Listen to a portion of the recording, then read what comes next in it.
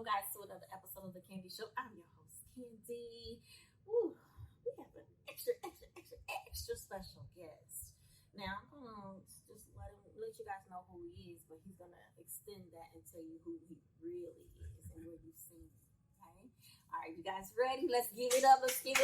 Guys, I want you to welcome comedian Jay Reid.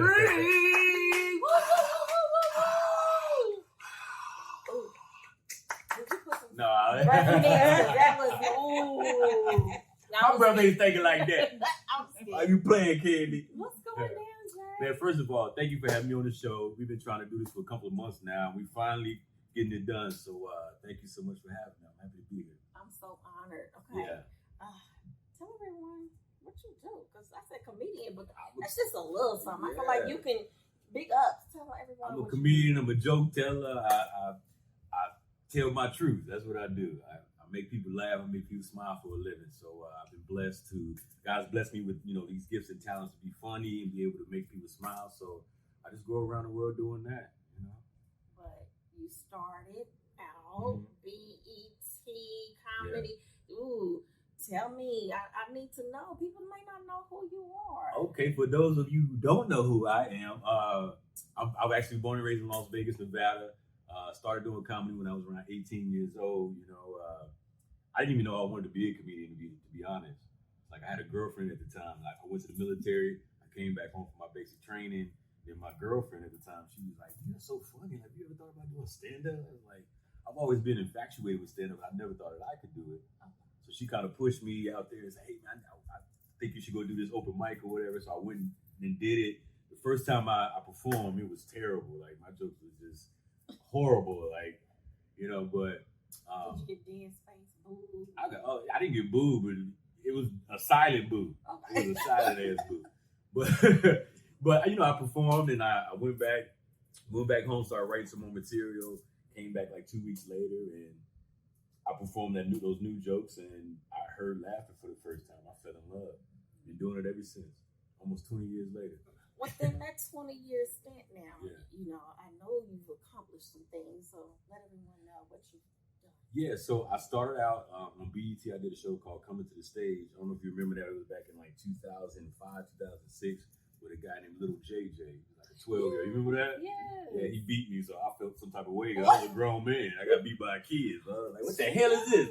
But, that was a learning experience, and I got some of the best advice from J. Anthony Brown, a legendary comedian. He told me, to always do it for the love of the craft, the love of the art, and everything else will come. The money will come, the fame, and all of that. And that was the truest advice I've ever gotten in my life. I just really started focusing on how to be a better comedian, how to really perform this art that we're in, So, me taking it so seriously like that and having mentors in my life to be able to show me the ropes of comedy, just kind of helped me take it to another level. I met Bill Bellamy off of his TV show called Who's Got Jokes. I won the 4th season of Who's Got Jokes.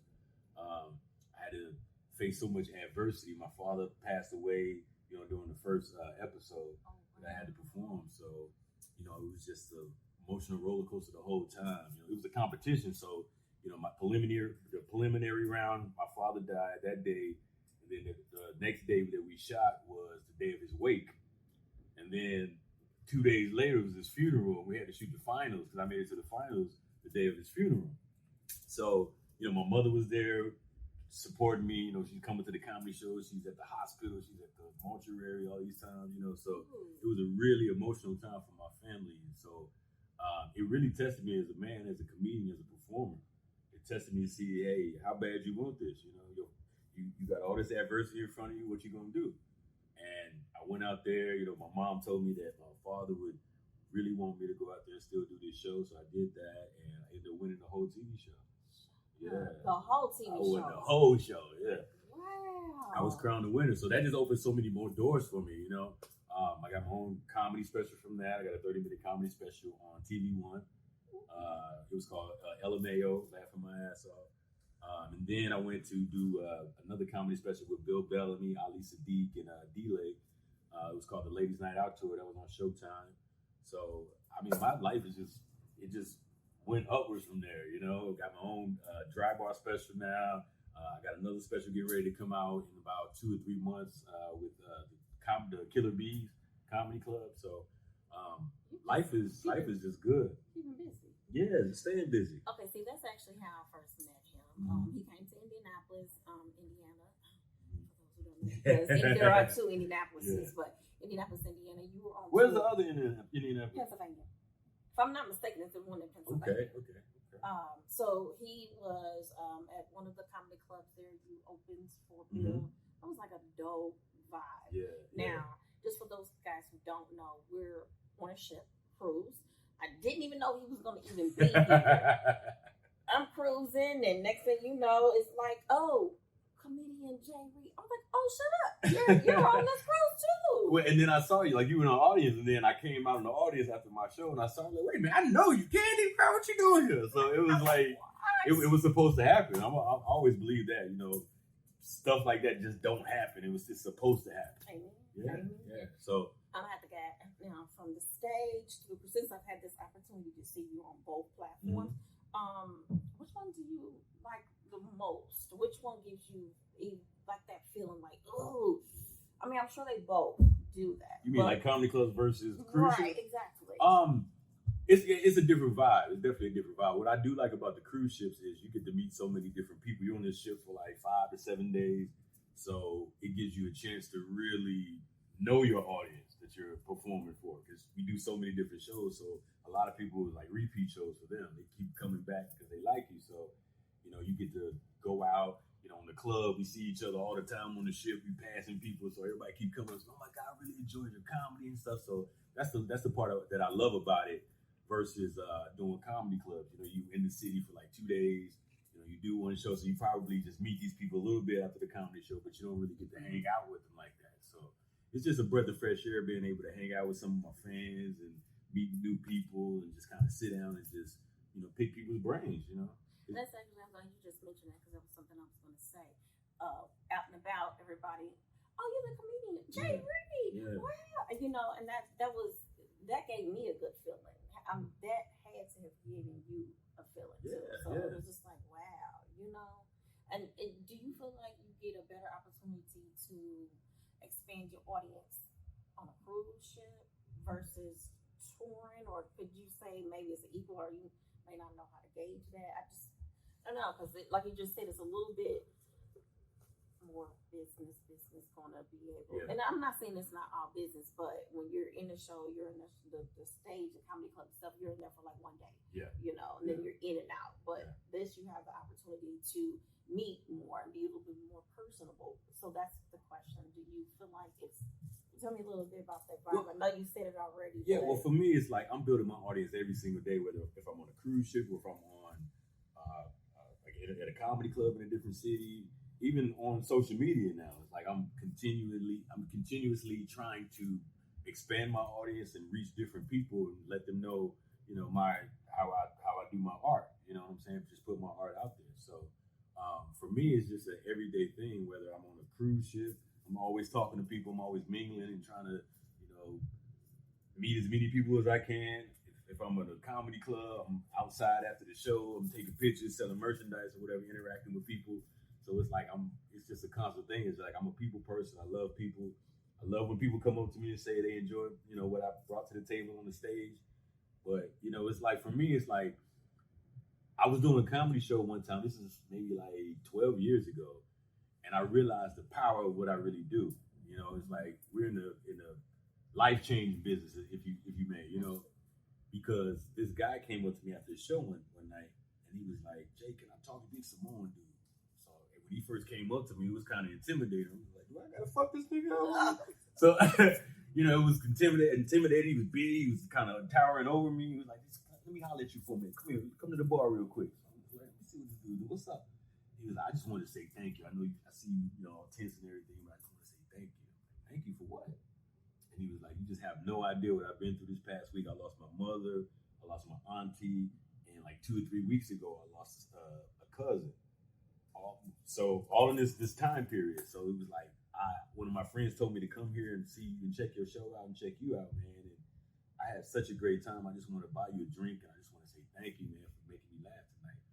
And that night is when I realized the power of what I do. Is like people come to comedy shows and want to see a certain comedian because they want that outlet. You know, a lot of people have a lot of drama in their lives and a lot of things going on. So, you know, they need that outlet. They need that laughter. They need to forget about all their problems that they have. So that's why I take my job so seriously. So when it's time for you to turn it off and give you I can't, Candy. I can't. You Can't turn it off. This is who I am. This is who God made me. He made me funny. He made me see the world a totally different way than most people. So I gotta be me. I can't turn it off. So where do you gain your strength and your energy from? You're giving your energy to everyone. Where are you getting that from? The audience. Okay. Just like you said, when people come on and say, "Oh, I love your show," that's my energy. That's my muse. You know, it's like. Okay, so I don't know if you guys can hear this extra chingling. What tell everyone about the things that are on your?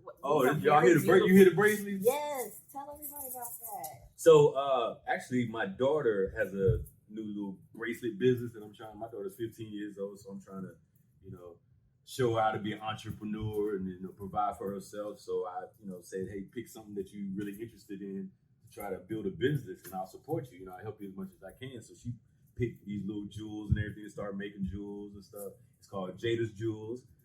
So, you know, I'm always wearing her stuff. This one I think I bought, but the other ones are my daughter's. So, you know, I'm just trying to support her as much as possible. Those are beautiful. Thank you. I like the bling bling. Yeah. So, you know, just trying to keep it stylish, Candy. I knew I was coming on your show, so I had to turn up. You know. Okay, now does she have any kind of social media page, or if any? Are you guys ready? Well, her website is still in the work right now. Okay. Yeah. So I'm just kind of wearing her stuff right now, just to kind of get people to see what she's doing, and then once the website's done, we're really gonna push it and have a nice launch. So that means you guys gotta continue. You gotta make sure you follow him. We get that information here if you want to purchase those beautiful bracelets by his daughter. I want to get one of your shirts, man. I like it. Bedazzled shirt. I know you ain't know.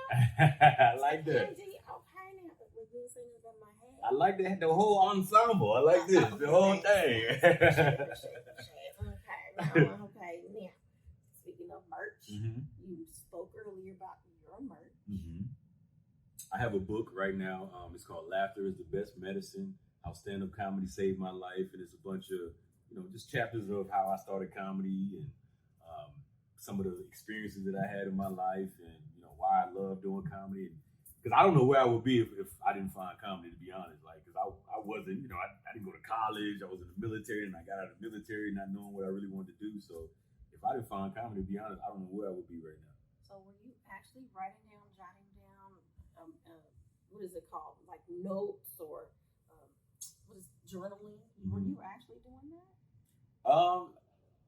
Not at first, no. Like, I don't journal or anything like that. It's just like if I get a thought to come to my head, if I think something funny, I'll write that premise down, you know. But when I go on stage, that's kind of how I work out my materials. Is to go on stage and kind of take that premise and just see what comes out, you know.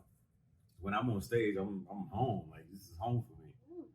I just go out there and go. Well, I have to say this. You guys now listen.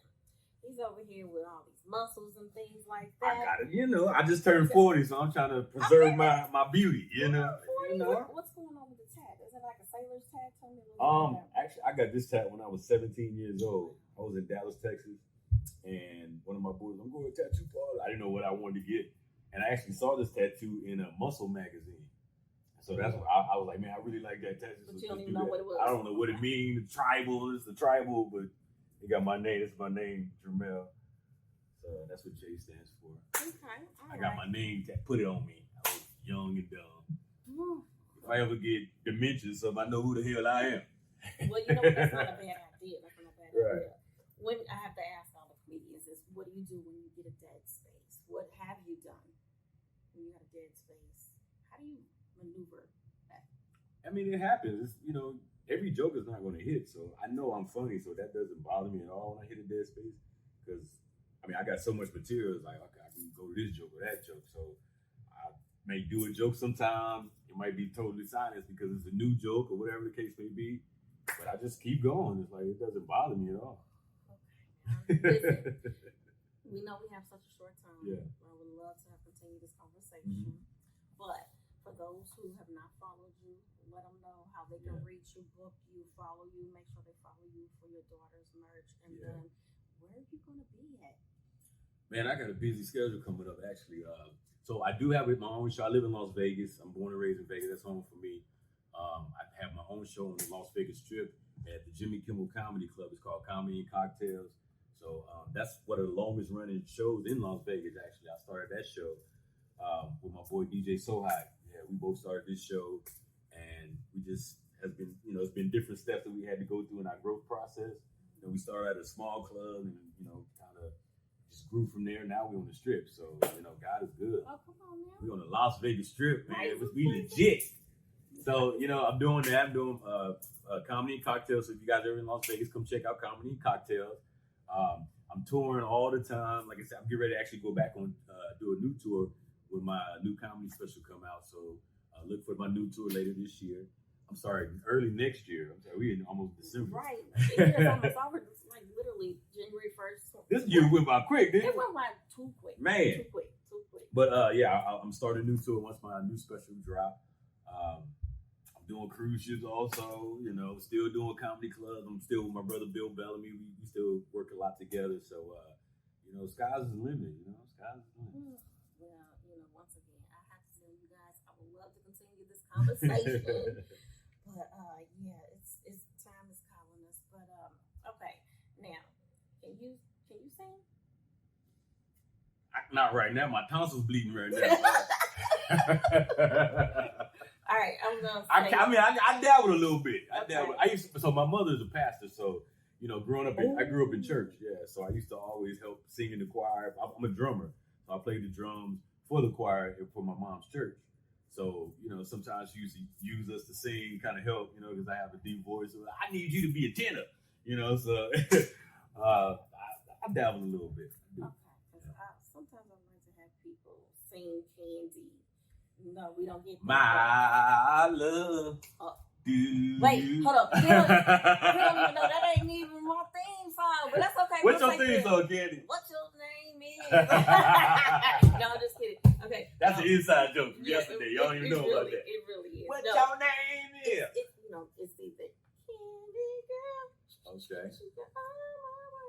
Or I can't get that. Candy Girl.